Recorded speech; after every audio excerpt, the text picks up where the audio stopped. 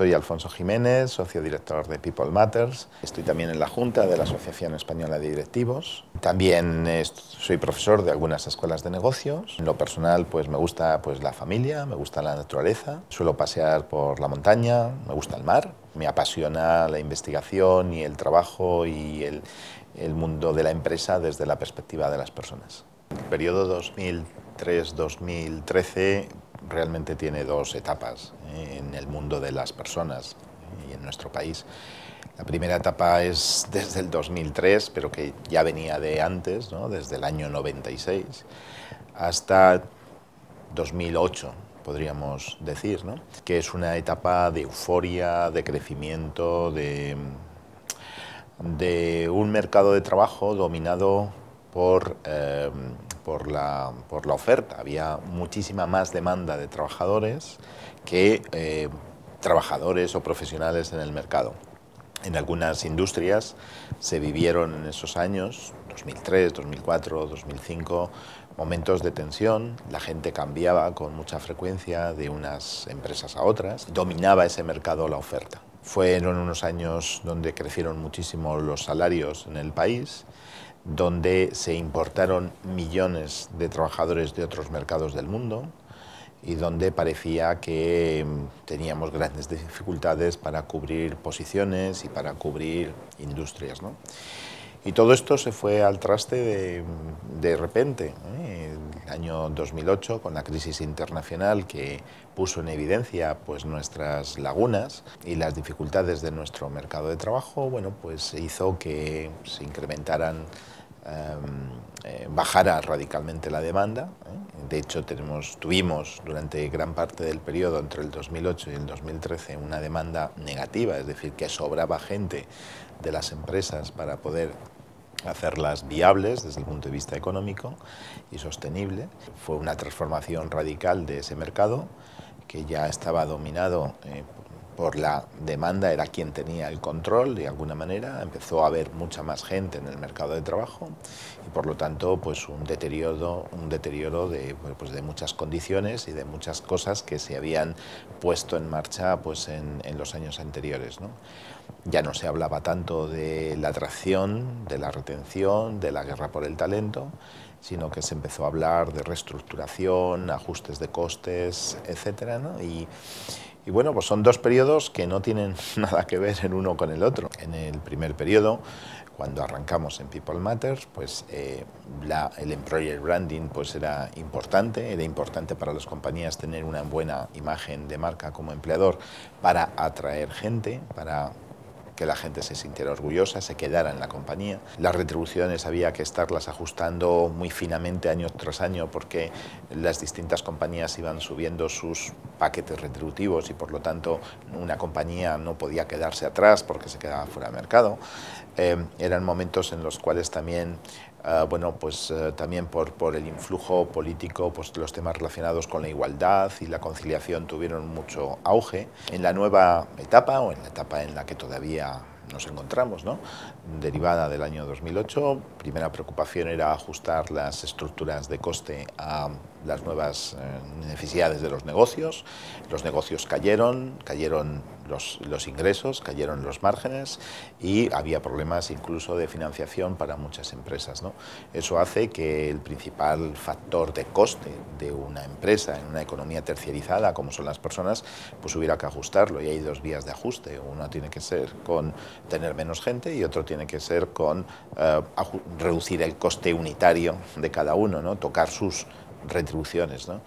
En este periodo nosotros hemos tenido que trabajar para hacer viables muchas compañías en este nuevo periodo, ¿no? La tecnología en su conjunto afecta mucho a la gestión de personas. Sin embargo, yo diría que las aplicaciones tecnológicas en materia de personas van por detrás de las aplicaciones de la tecnología a otros ámbitos empresariales. Por ejemplo, el uso de redes sociales. En redes sociales las compañías arrancan, por ir a un caso concreto, de una tecnología muy de moda, ¿no? Arrancan con aplicaciones orientadas a los clientes o incluso pues, comunidades de prescriptores, de influenciadores, de gente importante para su industria, ¿no? Y más tarde llegan a hacer aplicaciones desde el punto de vista interno o desde el punto de vista de, bueno, pues de atracción de talento, ¿no? Nuestra opinión es que en nuestro país este tipo de aplicación de la tecnología a la gestión de personas va mucho más detrás, mucho más despacio que en otros mercados, incluso que en las aplicaciones tecnológicas que se hacen en otros ámbitos empresariales, ¿no? Entonces nosotros empezamos a descubrir que hace 2 años a nivel internacional empezaba a ponerse con bastante virulencia, bastante moda, el desarrollar aplicaciones, apps para smartphones con fines de empleo, con fines de atracción de talento, ¿no? Si tú tienes, tú quieres recibir currículums, pues una vía es que la gente se pueda descargar una aplicación. Esa aplicación pues te puede informar de la compañía, te puede citar a entrevistas, te puede citar bueno, a distintas etapas del proceso de selección. Incluso si mantienes esa aplicación en el smartphone, incluso ya después de haber pasado el proceso de selección, pues puede ser también un canal de comunicación con mucha gente, no solamente los que han entrado, sino los que se han quedado por el camino. Bueno, pues en el caso español, que nosotros sepamos, solamente hay una compañía que ha desarrollado una app para smartphones y para tener contacto con el mundo externo desde el punto de vista de empleo. Una compañía. Te vas a cualquier otro país europeo y son muchas las compañías que ya tienen sus apps para empleo. La diversidad es un vector muy importante en la gestión de personas porque es algo que la empresa se encuentra. Los vectores que suman y que generan diversidad son varios. El primero, que en el caso español pues yo creo que estamos muy bien, debemos de decirlo así, es el vector de la igualdad de género. Se ha hecho un gran avance que empezó en mitad de los años 80, pero que se ha consolidado mucho, pues yo diría que ya en los años 2000, ¿no? Es decir, de hecho, es muy curioso, pero es uno de los indicadores que el World Economic Forum valora mejor de nuestro país, de todos los indicadores de gestión en la valoración del país. La igualdad es uno que salimos muy bien. Creo que se ha avanzado muchísimo, desde los años 90. Aquí yo creo que tenemos 15 años de tremenda evolución. El segundo vector es el de la multiculturalidad. Bueno, aquí debo decir que nuestro país ha tenido una inmigración laboral muy de puestos operacionales. Hay poca inmigración, llamémosle, más cualificada, ¿no? Se ve poca diversidad de origen en las compañías, salvo para puestos operacionales, operativos, de front y sobre todo de back office,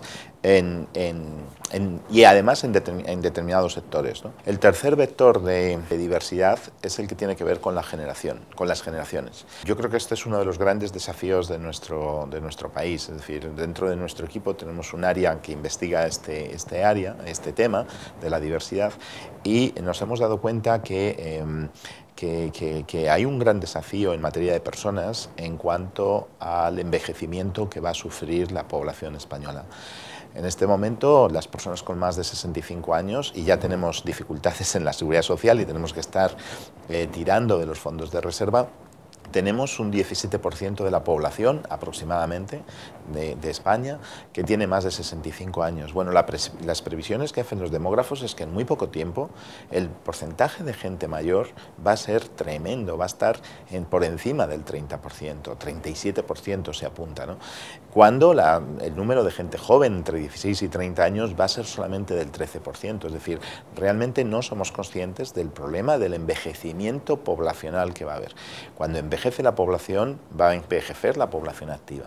Las administraciones públicas van a intentar retrasar al máximo las edades de jubilación para no tener que estar gastando tempranamente recursos, ¿no? Las posibilidades de prejubilación van a limitarse muchísimo. Yo creo que las empresas españolas todavía en el fondo tienen ese paradigma heredado del siglo XX, en el cual al final de lo que se trata es de sacar gente mayor e incorporar gente joven, barata y mejor cualificada, ¿no? Yo creo que ese es un paradigma que vamos a tener que romper y vamos a tener que inventar carreras mucho más largas, Vamos a tener que convencernos y convencer a mucha gente que va a tener que trabajar más años, pues acostumbrarnos a que nos den servicio trabajadores de empresas que son más mayores de lo que habitualmente estamos acostumbrados. Yo creo que en los próximos años en nuestro país, y ahí desde el punto de vista de Employer Branding, pues va a tener que jugar un juego con tres palillos, ¿no? Y nosotros tenemos que dar respuesta a los tres palillos. Por una parte, creo que la empresa va a tener que gestionar la atracción de buenos profesionales. Y el talento, hoy hay mucha gente en paro y hay muchísimos currículos, y hay gente buena también en paro, pero realmente empiezas a analizar los currículums y todavía tenemos déficit como país en cuanto a algunas competencias, ¿no? Una de ellas muy clara es el tema de idiomas, es decir, encontrar gente profesional con buenos niveles de inglés como idioma universal, pues hombre, es más fácil, pero todavía estamos débiles, ¿no? En segundo lugar, yendo por el otro extremo, yo creo que esta crisis, que a lo mejor no es tanto una crisis para que deje de serlo, sino que va a ser un nuevo estado económico en el que se va a vivir, se va a debatir Europa. Europa llegó a tener un porcentaje de PIB muy grande del mundo y lo que estamos haciendo en Europa es perder parte de ese PIB que teníamos y distribuyéndolo o compartiéndolo más con unas economías emergentes que vemos que nos están pasando, ¿no? Entonces, la gran lección es que tenemos que ser muy cuidadosos con los costes, con el coste empresarial. Y en el coste empresarial, el más importante con diferencia son las personas. El otro área que ya hemos tocado, pero proyectándolo a futuro, porque el futuro va a ser tremendamente más diverso, va a tener pues unas generaciones muy heterogéneas, no tiene nada que ver la gente joven con menos de 32 años, los nacidos después del año 80, bueno, pues que la gente mayor, que va a tener que cambiar su suite. Mucha gente hoy que tiene 47 años, por ejemplo, se piensa que va a retirarse con 55 años en las grandes compañías. Bueno, eso no va a ser así, es que se va a tener que trabajar, mucha gente va a tener que trabajar muchos años. Incluso hoy, si cogemos la población ocupada, la población que está cotizando, la población que trabaja, y cogemos los que tienen más de 58 años hoy, son muy pocos. Es decir, España todavía en nuestro mercado ha expulsado, ¿no? Ha sacado por distintas cosas, bueno, pues mucha gente del mercado. Es decir, se ve como a partir de los 55 años empieza a decaer el número de